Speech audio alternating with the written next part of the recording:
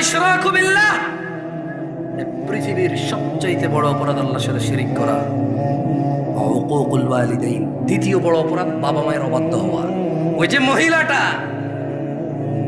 মহিলাটা চিকন হ্যাংলা পাতলা 50-55 বছরের বৃদ্ধা, ওই যে পুরুষটা এখন কোনো কাজ নাই, একটা পাঞ্জাবি আর লুঙ্গি পরে এরকম ওয়াজ মাহফিলে যায়, কোনার দোকানে গিয়ে 2 কাপ চা খায় আবার ঘরে চলে আসে, ওকে কোথাও ডাকা হয় না, ওকে কেউ 5 পয়সার দাম দেয় না।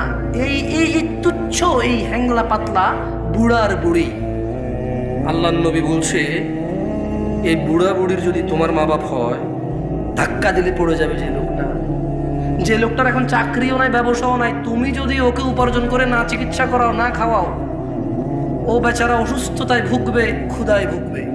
এমন দুর্বল একটা মানুষ, আল্লাহর নবী বলল যে এই পৃথিবীর